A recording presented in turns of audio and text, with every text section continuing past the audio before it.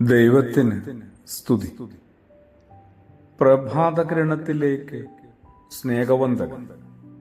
ഭാഗം 1980. ഇന്ന് ജൂൺ മാസം 2-ാം തീയതി, 153-ാമത്തെ ദിവസത്തിലെത്തി. മഴ കാരണം സ്കൂളുകളൊക്കെ ഇന്ന് തുറക്കുമോ അറിയില്ല. കുഞ്ഞുങ്ങളുടെ മുടങ്ങാത്ത പൊരിഞ്ഞ പ്രാർത്ഥനയാണോ ഈ കോരിച്ചൊരിയുന്ന മഴ? അതും അറിയില്ല.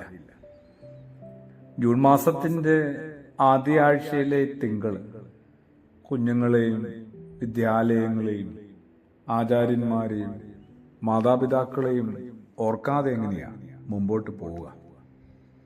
എല്ലാവരുടെയും ഉള്ളിൽ ഒരു കുഞ്ഞ് വിദ്യാർത്ഥിയുണ്ട്, ഒരു പഴയ കാലമുണ്ട്. നല്ല നിലത്ത് വീണ വിത്ത്, അത് 100, 60, 30 മേനി വിളവ് നൽകിയത്രേ. കേൾക്കാൻ ചെവിയുള്ളവൻ കേൾക്കട്ടെ എന്നുകൂടി ക്രിസ്തുയേശു പറഞ്ഞ് ആ കഥ അവസാനിപ്പിച്ചിരുന്നു. വിശുദ്ധനായ മത്തായി ശ്ലീഹായുടെ സുവിശേഷം 13-ാം അധ്യായത്തിന്റെ ആരംഭമാണ്. നല്ല നിലത്ത് വീണ വിത്തുകളെ കുറിച്ചുള്ള ഒരു പരാമർശം. പൊതുവെ മാതാപിതാക്കൾ, അവരോട് ചേർന്ന് അവരുടെ മക്കളുടെ ആചാര്യന്മാർ, അധ്യാപകർ നമുക്കിടയിൽ ആവർത്തിച്ചുകൊണ്ടിരിക്കുന്ന ഒരു കാര്യമാണ്.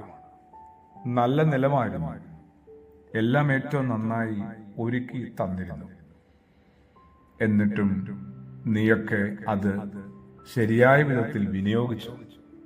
വിവേകത്തോടുകൂടി ലഭിച്ച അവസരങ്ങളെയും സാഹചര്യങ്ങളെയും കൈകാര്യം ചെയ്തോ? ഇല്ലല്ലോ. അനുഭവിക്കണം. കുറച്ചുകൂടി നീയൊക്കെ അനുഭവിപ്പാനായിട്ട് ഇരിപ്പുണ്ട്. കഴിഞ്ഞൊരു അധ്യയന വർഷത്തിന്റെ മൊത്തം കണക്കെടുപ്പ് വാർഷിക പരീക്ഷയും അതിന്റെ ഫലത്തിലും മാത്രമായി ചുരുങ്ങുമ്പോൾ കുഞ്ഞുങ്ങളൊക്കെ വല്ലാതെ പരാജയപ്പെട്ടെന്നല്ല, മുറിവേറ്റിട്ടുണ്ട്, അപമാനിക്കപ്പെട്ടിട്ടുണ്ടാവും. പൊതുവെ എല്ലായിടത്തും എല്ലാവരും ആവർത്തിച്ചുകൊണ്ടിരിക്കുന്നതും അവരവർ ഒരുക്കിത്തന്ന, ഈ മാതാപിതാക്കളും അധ്യാപകരും ഒരുക്കിത്തന്ന നല്ല നിലത്തെക്കുറിച്ചാണ്. അതെന്നെ ഞാനും ഒരു അപ്പനാണ്. മക്കളെ ഓർമ്മപ്പെടുത്തുന്നില്ലേ അറിഞ്ഞും അറിയാതെയുമൊക്കെ നല്ല നിലമായിരുന്നു എന്ന്?